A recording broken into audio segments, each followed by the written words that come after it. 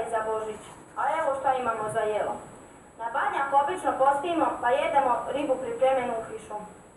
Ili pohovanog šarana, ili kako su naši stari sušili ribu na rašljanu. Danas se sve ređe suši riba. Cijeli badnji dan jedemo kruh crno pripremljen za Božić.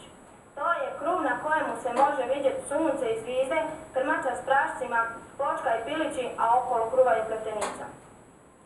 Za večeru jedemo fiš, obično pohovanog divljeg šarana, pripremimo salatu od mjecenog graha i čorbu od bundevinog sjemena. Kolača jedemo debele rezance s orasima, a posebno jedemo ošapu. To je smjesa suvog voća, suvih šljiva i jabuka koje zovemo ošapna čorba. To suvo voće namoči se u vodu pa dobijemo sočno voće i još sok. A božićna trpeza bude bogatija. Za proštuk jedemo kuvanu kobasicu i dimljena rebra. A za ručak dođe supa s rezancima ili frekicama. Pečeno pile i obično se kuva friška šunka. A bude i kolača. A joj, takozvani naši suvi kolača, pracniji, oblatni štolverica medenjaka. A za deser, posle večere, jedemo račanku. Baka ju ispeče u redni pa ju žlicom jedemo. A od pića rado uzmemo domaćeg vina i stare prošlogodišnje rakice. Eto, tako bogato mi dočekamo malog Isusa punog želuca. Eto, pa ko se ne bi veselio Božiću, dragi moji?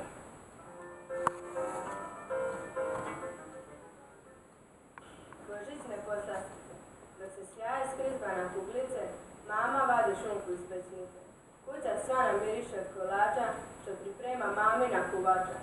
Tu se nađe štolverica krasni, kad sni lipi i oblatna masni.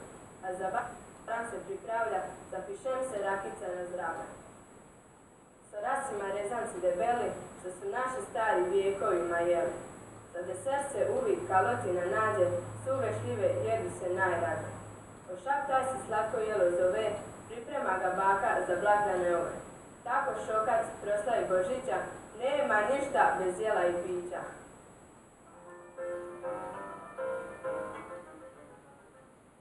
Profesore Galeviću, dobrodošlica i vama u emisiju Govorite li slavno.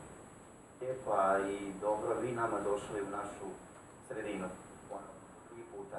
Ponovno mi došli k vama jer nam je prošle godine priznajem bilo jako iznali smo zapravo pošto dolazimo sve ovo što smo prikazali danas. Mislim da zapravo govori o tome koja je to kvaliteta u pitanju. No, nije lako danas, spomenuli smo to, djecu, školarce nagnati da i izvan škole, odnosno školskih aktivnosti, rade nešto važno. Tako je. Danas smo suočeni s pretrpanim planom, redovitim planom i programom u nastavi. Posebice mogu govoriti iz pozicije nastavnika hrvatskog jezika i uz redovitu nastavu čiji je sadržaj vrlo zahtjevan. Imamo i, kako i sami rekoste, izvan nastavne aktivnosti, pa između ostalih uz dodatnu nastavu, uz novinare, filmsku sekciju, imamo i sekciju malih ikavaca, to su dakle učenici 6., 7. i 8. razreda koji, kako je rekla moja kolegica Terezija Kladarić, prikupljaju riječi, brinu o običajima ova naša dva sela i o našem govoru, o našem dijalektu i na taj način pokušavamo u sklopu ove sekcije, dakle cilj ove sekcije, sve ono što je osuđeno na zaborav vratiti u sadašnjost, ako ništa drugo, barem da se ta tradicija nastavi.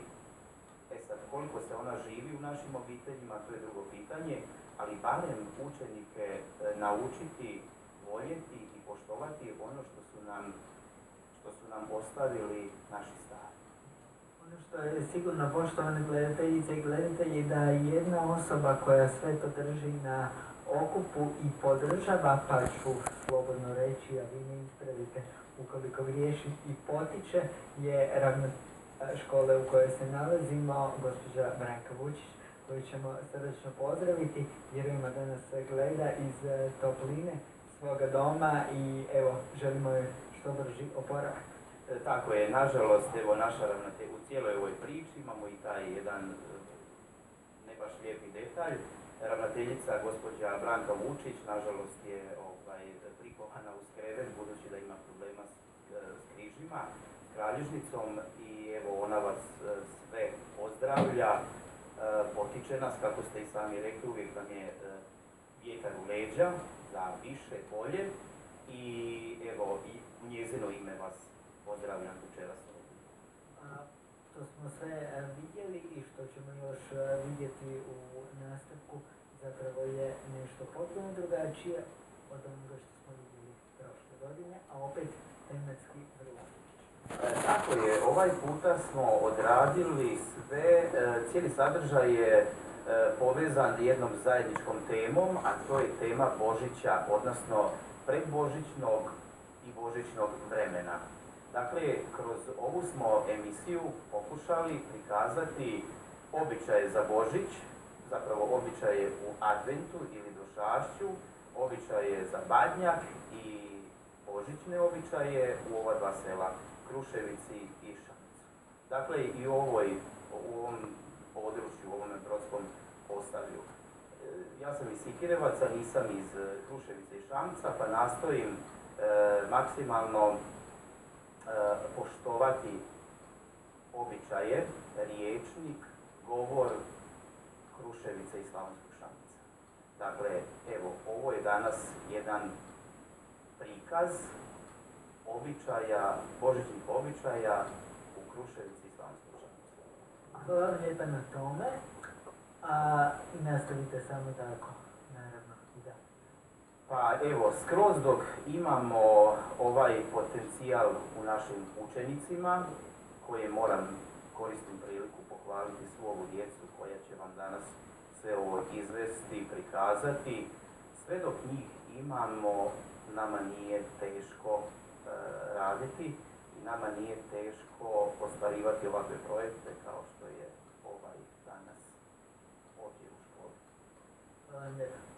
Hvala vama i evo iskoristio bih priliku, budući da smo u predbožićnom vremenu, zaželjeti s vama, svim djelatnicima Osječke televizije, svim ljudima dobre volje, sretan Božić, te puno mira, ljubavi i lijepih trenutaka u nadolazećoj 2014. godini.